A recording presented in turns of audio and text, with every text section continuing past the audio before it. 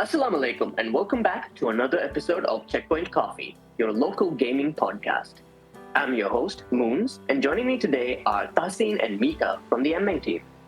Hello. Hello. Hi guys. In this episode, we're going to unpack and explore the topic of physical versus digital games. We're looking at the pros and cons of both, along with what the future of gaming could look like. So let's dive into the topic. This episode was very much inspired by the experience of one of the members of our team, Iham. He bought a physical copy of Star Wars Jedi Fallen Order only to find that disc had like half the game in it. The poor guy had to download the rest with his limited connection.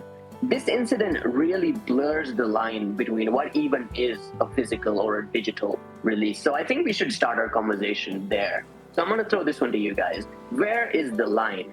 How do you define what you consider to be a physical release of a game versus a digital release of a game? What do you think? So a physical release of the game should be the physical release of the game, right? Like a physical release of the game should have the gaming disc. It should have all the content in it. I think it's pretty expected nowadays. Like when you even buy the physical release for the consoles, when you get the disc, you are required to install the updates, which is a reasonable request. But I think from a PC gamer perspective, that this is something that's very that we've never had in a long time, I think, because when you buy a physical version of game, what you would usually get for a PC player is the disc, not even the disc, the casing, and with the Steam code or the downloadable code on it. So for the PC players, the physical release these days is just the gaming disc, gaming cassette with the digital download code. So it's a very different definition for us. What do you think, Mika? What's it for the console guys over there?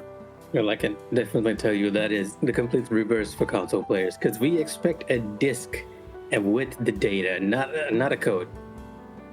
I hear that some console games have been doing the code thing, especially if it's a live service. But for most games, we expect at least the minimum base data that is required to play the game to be inside the cassette or the cover or whatever, the plastic. We expect the data to be on it, and we expect it at least it to be playable without updates for, in the case of PlayStation, because I'm not exactly sure how that goes down on Xbox or Switch. Yeah, I think it's actually the same for both these consoles, because even on the Nintendo Switch, what you would get is the Nintendo cartridge card, and when you insert this card, you will be required to update if there is a recent version of the game, which you can of course update, and then you can continue on with your business. But so the thing with PlayStation at least is that you can actually play the game even while it's updating, which is one of the nicer features it has.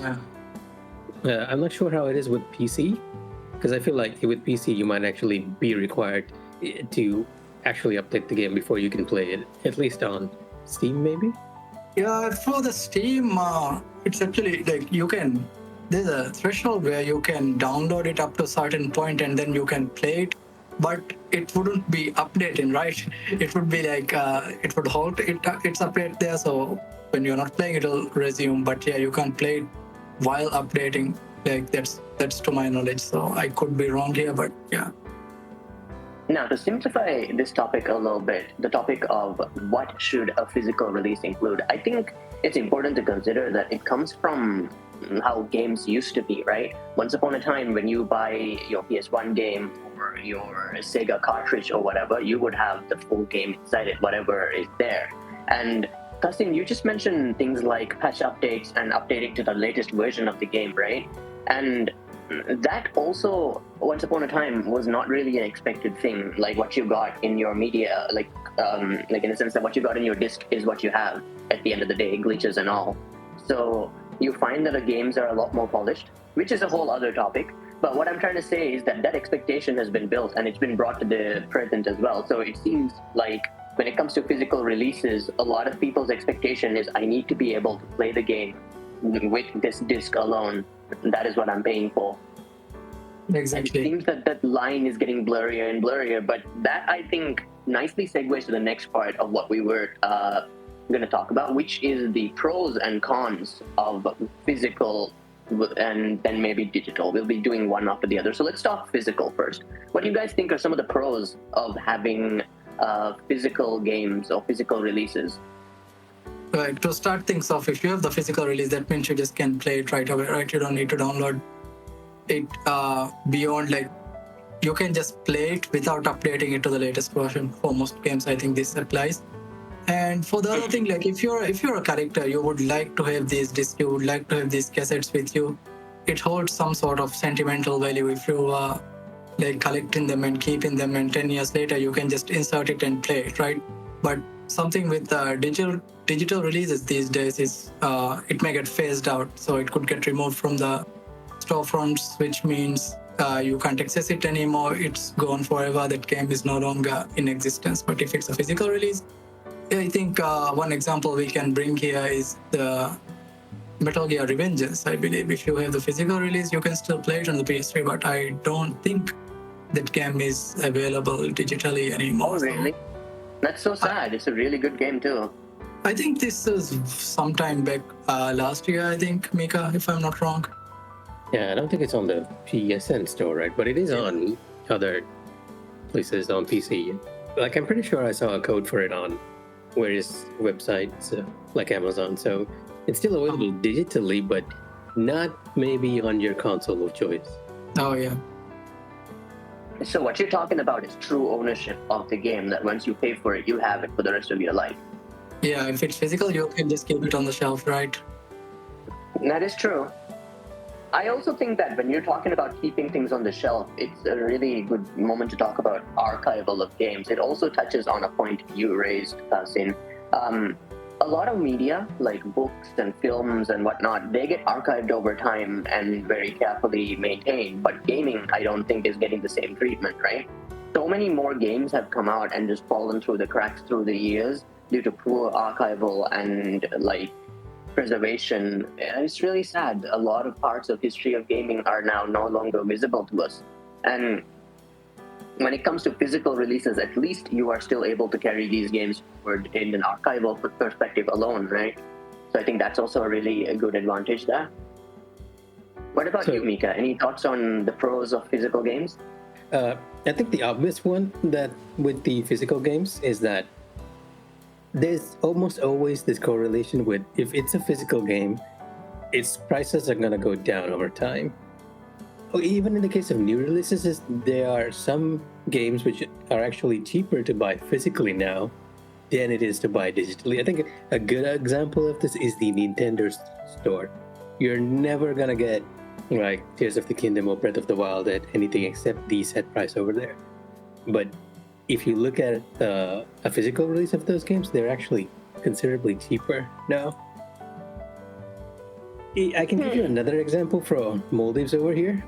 Like, I remember during the release of the original God of War, stores were stocking up it in bulk because they knew that we want to play it. But they seriously overestimated the number of people who were going to play it. So they had it like 10s and 20s and maybe like 50s of copies in stock. So like 3 days after the stock came here, it dropped down to around 700 and 500.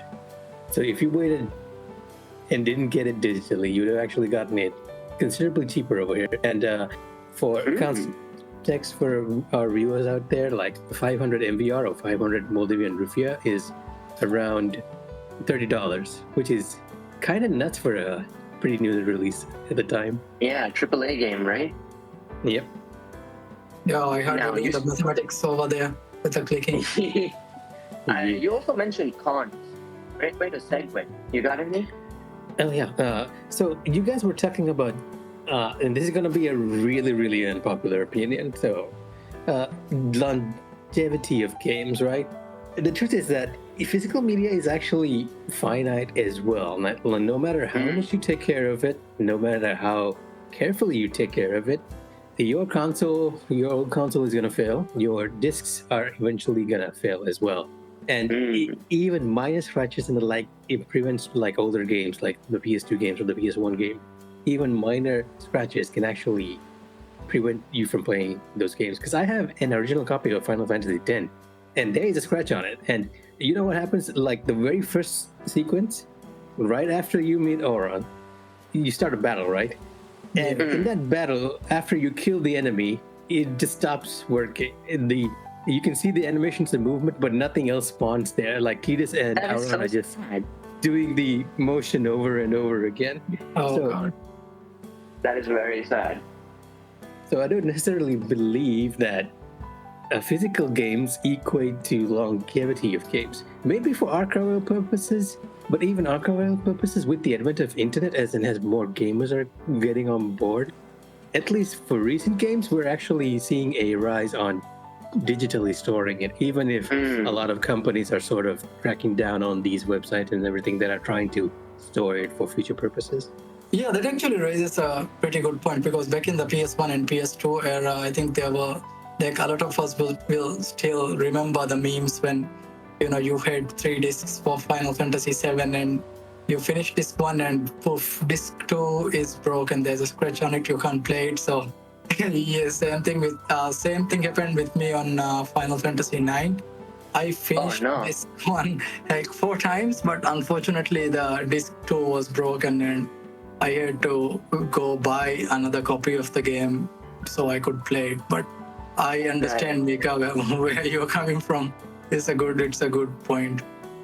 There are other cons as well, and I think yes, you're right, Mika. Wear and tear will definitely affect physical media. And another point to consider is that a lot of these physical media are also dependent on physical platforms, like PS3 games, PS2 games, Xbox games, Sega games, or whatever it is. Like when these consoles with not a lot of replacement parts break down, then what, right? And then there's the other aspect where they take up a lot of physical space, and I don't think a lot of people, especially in a country like the Maldives, have a lot of space to spare for maybe shelves of old games, although that would be really lovely. Yeah, unless you're a collector, like someone who's pretty well off, actually having space in bulk to house all your CDs is actually kind of difficult. Like I'm not sure about you guys. I only have one little shelf that's like 1 feet. I I've got the one shelf as well. I think all of us have this one shelf for our game storage. I also have this one shelf just for Nintendo Switch physical copies. But I think another point that we can raise is back when, like in the early 90s or in the late 90s, early 2000s, back when internet wasn't really a thing, there was only you could only go with the physical. So for like a lot of consoles and even PC, you've had these physical games being shipped out in bulk, and that's what you get. You get the physical game and then you play it. But as time moved on, internet became more accessible, and unfortunately for us PC players, it came to PC. Like the capabilities were available for PC much sooner than the console. So we are experiencing like these days you could not get a physical copy for any game on PC. Like it would be a very rare occasion, right? Even if you buy a physical. It's all right. I think it actually helped PC gaming grow. I mean, To be honest, I'd be surprised if you even have a disk drive on your PC nowadays. yeah, that's the unfortunate truth, because it gets phased out. You would have this storage, like these hard drives and these SSDs, which is just more capable and more efficient to store data, right? So these are like the CD-ROMs, the DVD-ROMs, the Blu-ray. The Blu-ray was here for a while, but nobody really saw the benefit in it unless you've had your platforms like Netflix, so you can watch things in HD already. But for a guy like me who's sentimental about having the physical copies, like it's a bit of an unfortunate situation where, like, let's say I really want the physical copy of Baldur's Gate 3 because it looks really good, right? I would buy it and then I would open the cassette and then there's the Steam download code 450 GB, and then poof, if you're living in Maldives, like 150 GB, it's a lot, man. For those viewers who are not aware, most of our data packages are actually very limited, so we don't have the luxury of an unlimited download for most of us over here. Yeah. Very true. And on the topic of unlimited downloads, let's talk about the pros and cons of digital games, right? So when we're looking at digital games, I guess we can reflect on some of the points we just raised. First of all, they'd save a lot of space, right? And then there's the thing where they are always available, with a huge asterisk, which I'm sure we'll talk about in the cons. And then there is the thing where you can have access to them really quickly. So I think in these three ways, digital games are quite convenient, right? What do you guys think? What are some of the pros and maybe cons of digital games in your mind? I think the big word, you just said the big word right there. It is convenience. For most new game releases, I've actually gotten it digitally. In a lot of ways, it's far more convenient because we're in the middle of nowhere in the sea. So we don't get shipments of games on release too quickly. There are some popular games which might arrive within a week, but usually it takes like 2 weeks or close to a month to get things like RPGs and the like. But in the case of digital games, it's right there in the store. You get it, you download it, and it's done. And most of the time, when you get it over here, it's almost double the price. And that convenience also doubles down on being cheaper when it's digitally for new releases as well. That's definitely true. Now, while you did mention that sometimes prices can drop like a lot here, but that's really dependent on supply and demand over here as well. So when it comes to digital prices, at least you know that it's going to be somewhat consistent, right? On that note, I think I was able to play Elden Ring on release day because of something like this. And the same for a lot of games for us this year as well. Emmen Gaming, there's a lot of content because we're able to access it digitally, at least around the time it releases to the public, right? Yeah, and another thing that I think which is very overlooked when it comes to digital games is that, again, this is depending on your platform. You can actually share your entire library with your friends sometimes. Like Steam is a very good point. I have a friend, right? Like this guy has a little brother. He shares his Steam library with his little brother. So every time he buys a game, the little brother always rolls up and says, I see. We now have Hollow Knight. It's the same with me actually. Since I bought like the recent Resident Evil, I bought it on my PS5, and now it's available on the PS4 in the living room for my sisters to play. Nice. And in the case of things like Steam and everything, you can share your entire library without too many of a problem. And also, sorry if I'm taking your time, Tassin, but I want to just get this very minor point out, and that's even though we don't really think about it, digital games are actually more eco-friendly. It's just we're not producing anything from it. It's just a fact right there. That is definitely true. It's just data, huh? Yeah, just data. Yeah, I think you guys have like gone through all the major points. So, like the pros of like going digital outweigh, I think, the cons. Even if you are a sentimental guy, if you want to hold on to the physical media, like it would be a rare occasion if you can like play it 10 years later if the disc is in a playable state. But the thing with the digital is, like you said, we are in the middle of nowhere, and there are certain limitations that are exclusive, that how should I say, like this is special content in a bad way, because Maldives is not usually like recognized in some of these storefronts, but in popular storefronts like Steam, PlayStation Store, and Nintendo, we do have some sort of accessibility, but sometimes you would have to walk your way around these by creating addresses under my US accounts where you can access like games that are hosted on the sometimes I don't think we're on any of those storefronts, to be honest. Maybe Steam. Nice. I've done Steam. I've done Nintendo as well, so I can say at least two. Yeah, on Nintendo it's accessible, but if you want to play certain games on day one release, like Breath of the Wild or Tears of the Kingdom, then you would be like accessing it early on if you have like a US account, or maybe somewhere other than Maldives. Like Maldives is not really there because if you're accessing Singapore storefront, you could access these games early on as well. But the other concern is again very exclusive to the small country of Maldives is the internet. Because when the PS5 launched, right, I think this is the most obvious thing that we can say. There were two versions of the PS5, the physical version and the digital version. A lot of us, like the 99.9% of the people who bought the PS5 in Maldives, opted for the physical version of the console, because there's no way you could download games these days are 86 GB, 125 GB, 150 GB, and there goes your internet connection, right? What are you going to do with you're going to download one game and poof, no internet for you. That's it. Just play this one game offline and you're good.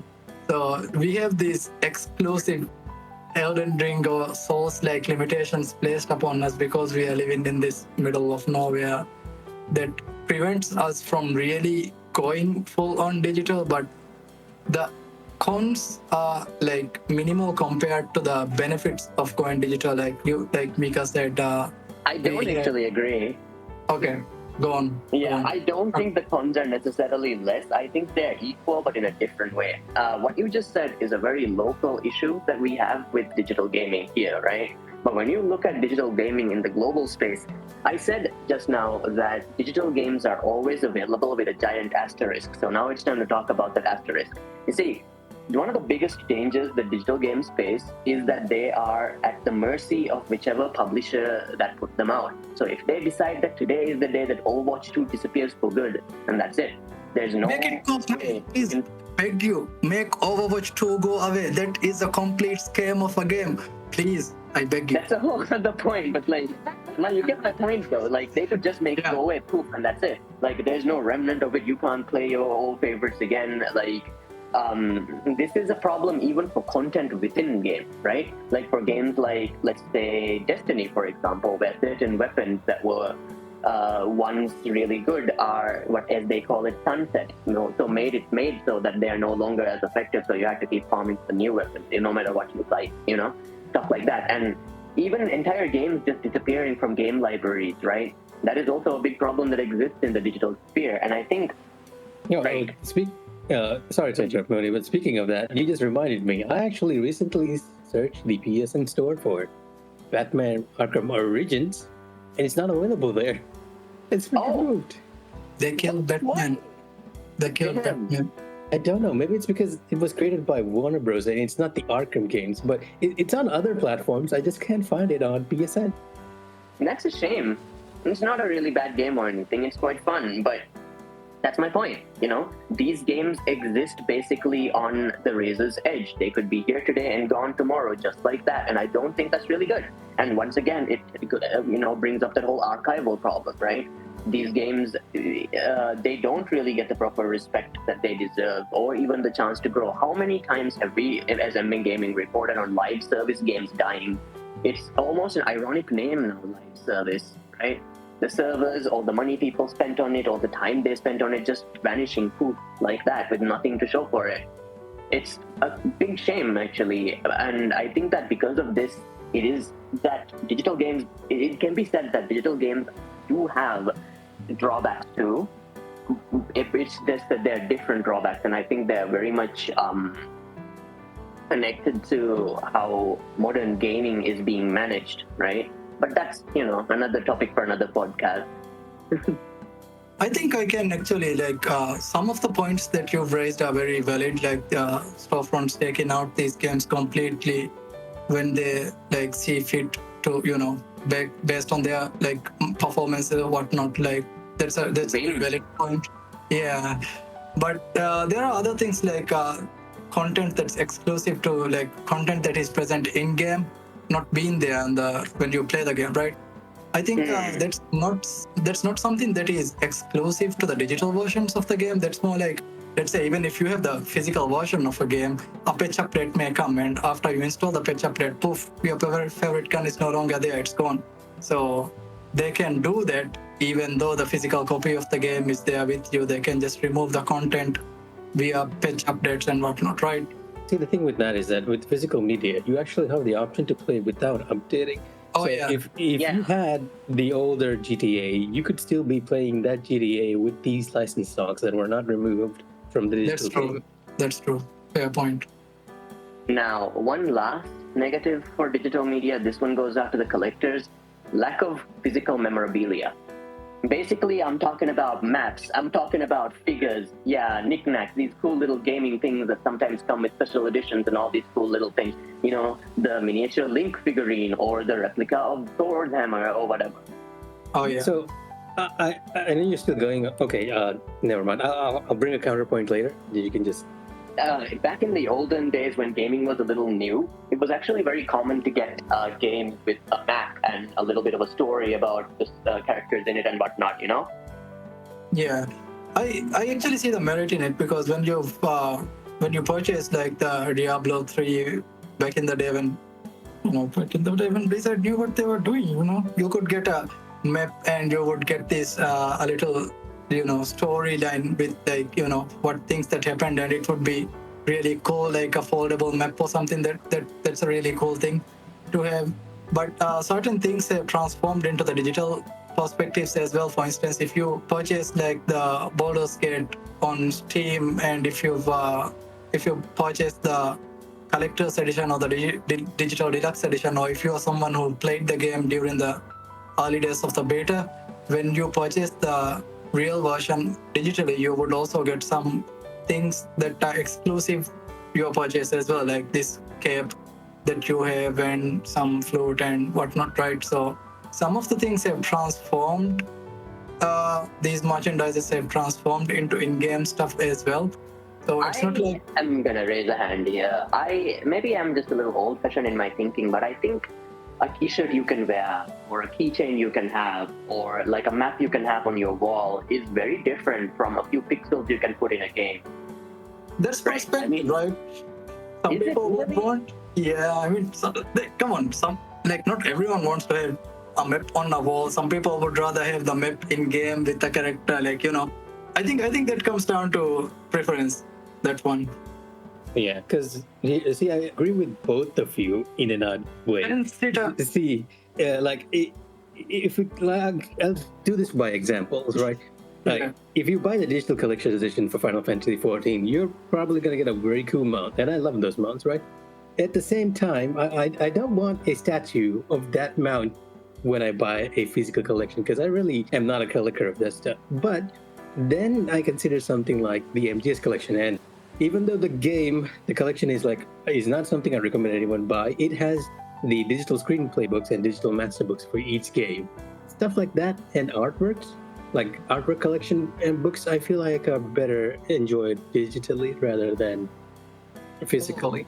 I think I could also, like, something just came to my mind that I could add to this conversation. Like, for instance, if you're buying, I don't know about other From Soft titles, but Sekiro, definitely. If you buy the digital version of Sekiro on Steam, you would also get the full soundtrack, right? You would get the full soundtrack and some of the creative art that's in the game, right? But if you purchase the physical edition of the game, then you're just going to get the cassette and the disc with it, right? So there are, like, I see, like you said, there are some things that you would want to have physically as well, but there are certain merits for the physical, digital purchases as well when it comes to these games. So I would say it's a little bit of a mix there.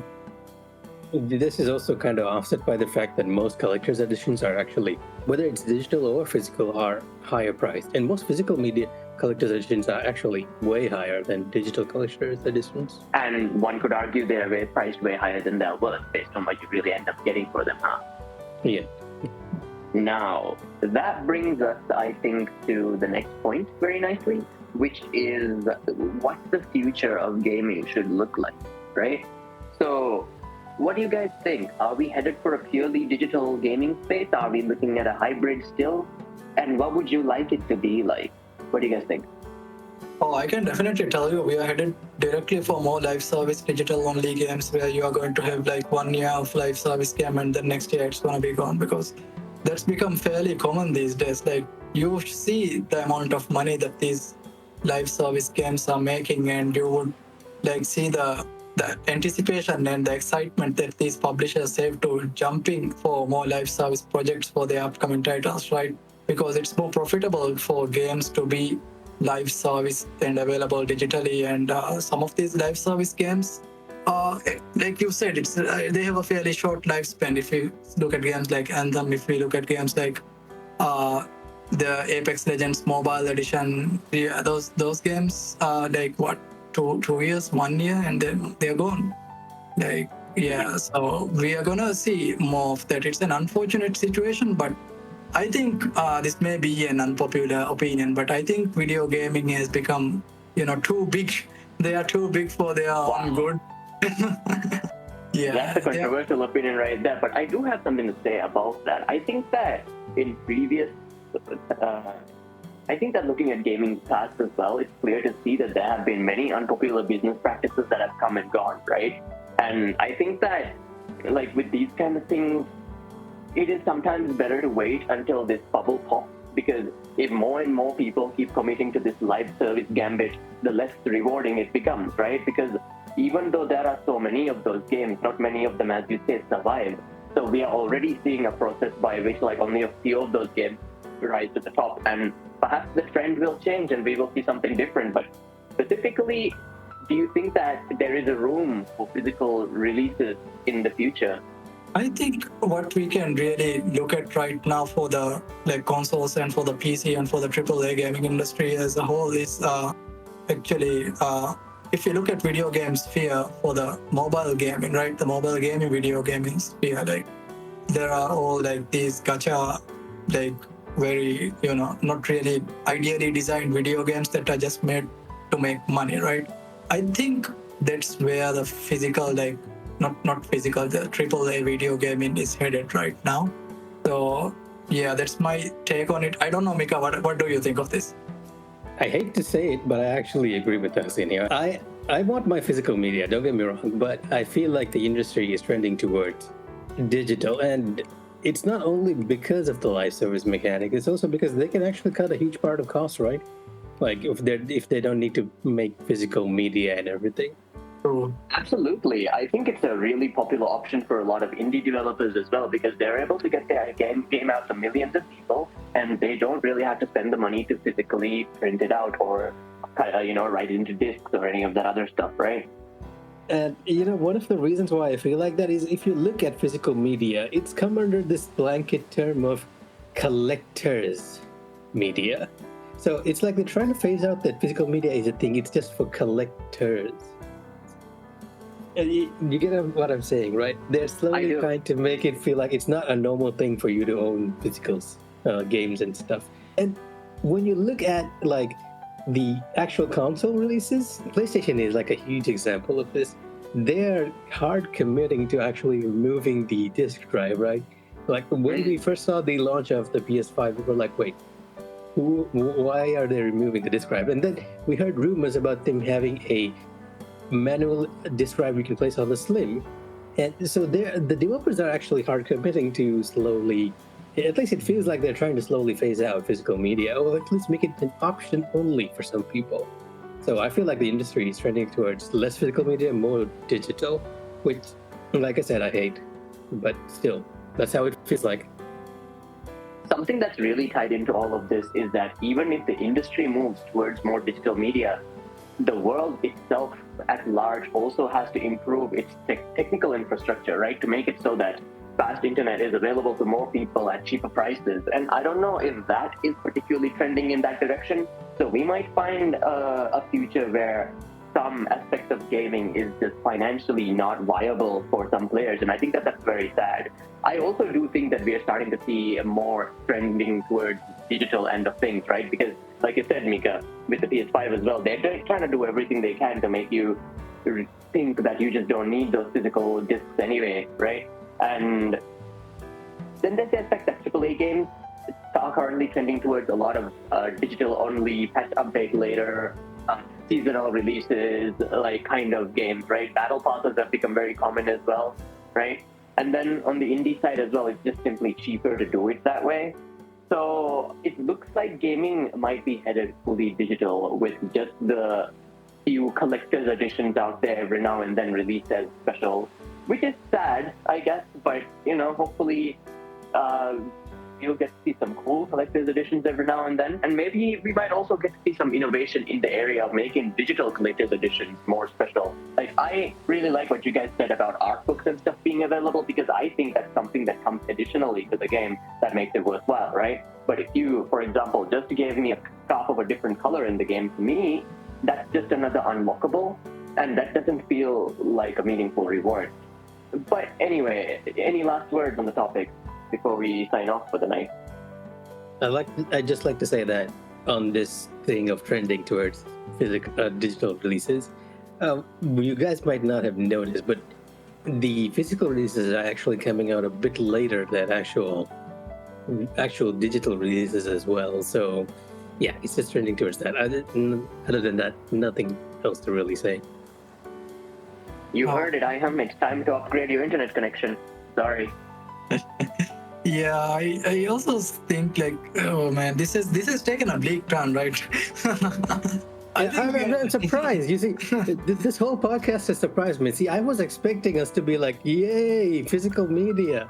But at the end, we've Yeah. actually talked more about the benefits of digital media and how it's trending towards digital. I'm just sitting here like the gaming industry is on fire, and like we are here sitting in a like coffee table, three of us discussing. Yeah, this is fine. But anyway, I think with in regards to the internet connection and the internet speed, also like I mean, it's gotten better than what we were used to back in the day. Because back in the day when I was working in an enterprise environment, right? You would look at like a 60 Mbps connection and be like, holy man, this is a fast connection, right? Back when 35 Mbps was a really good thing, but now even my home connection is like what 80.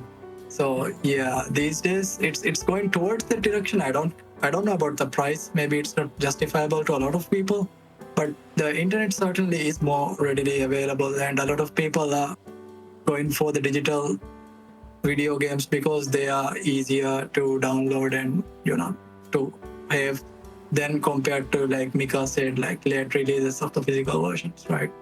Convenience. It's all about convenience. Yeah, it's all about convenience. So yeah, kids, just look at the mobile gaming market, and yeah, that's where we're gonna be in a few years. So yeah. And on that bleak note, that brings us to the end of this episode of Checkpoint Coffee. Thank you very much for watching or listening to this episode. We hope you enjoyed the discussion, and we would definitely love to hear where you stand on the whole physical versus digital debate. So feel free to drop a comment below or find us on our Discord server to continue the discussion. Tasin, Mika, thank you so much for joining me today. Hope you guys had a fun discussion as well. Yeah, It turned out a bit more depressing than I thought, because like I said, I thought we were going to be on the side of physical media, not digital.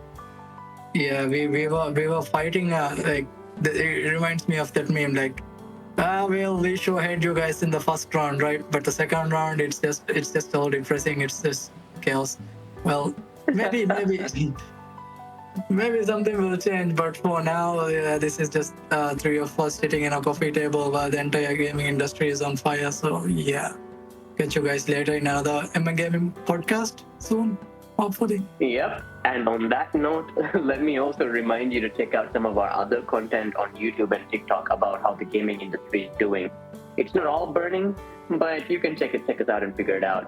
You can also watch it stream on Twitch on Friday nights. You can also keep up with the latest gaming updates by following us on social media, Facebook, Twitter, Instagram, you know the deal. The details of all of our platforms are in the description below. So once again, thank you all for joining us. See you next time. Bye-bye. Bye. Bye.